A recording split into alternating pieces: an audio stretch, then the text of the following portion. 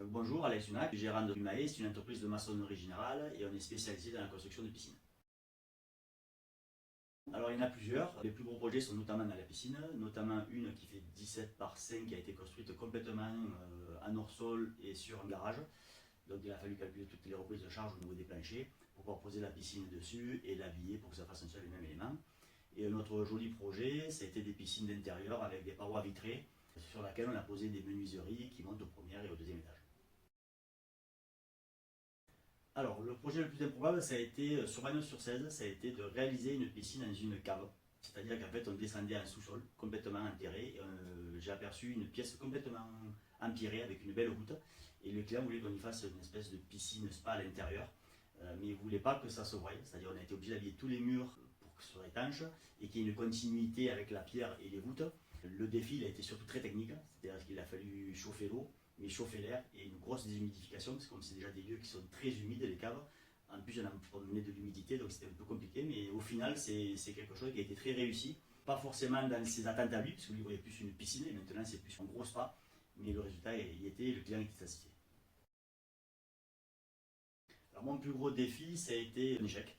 Il y a quelques années à Arles, on a été complètement inondé, et j'avais deux magasins, et les deux magasins ont été complètement inondés.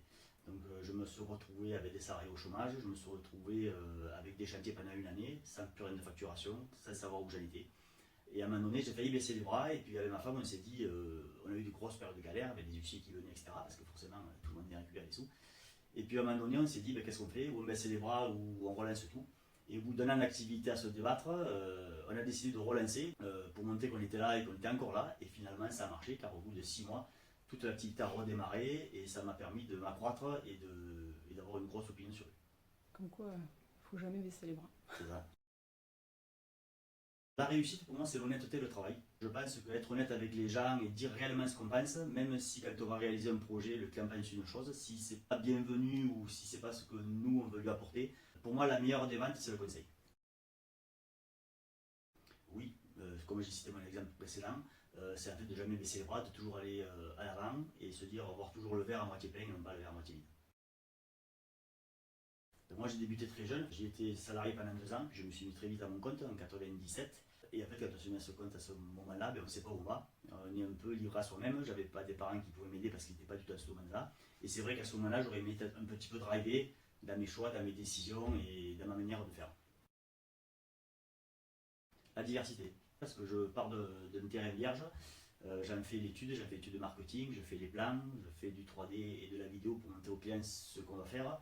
Ensuite, je réalise le projet, je négocie les ventes et je m'occupe également de toute cette organisation de chantier, des achats, des ventes et de la conception de A à Z du projet. Ce que j'ai mis au CPR, premièrement, c'est la convivialité, bien évidemment, mais c'est ce que j'ai trouvé au sein du CPR, c'est un petit peu ce que je ressentais moi-même. C'est-à-dire qu'en fait, quand on est un chef d'entreprise, une petite entreprise comme la mienne, on a l'impression d'avoir la tête dans le guidon, d'avancer, puis des fois on se retrouve face à un mur parce qu'on ne regarde pas suffisamment loin.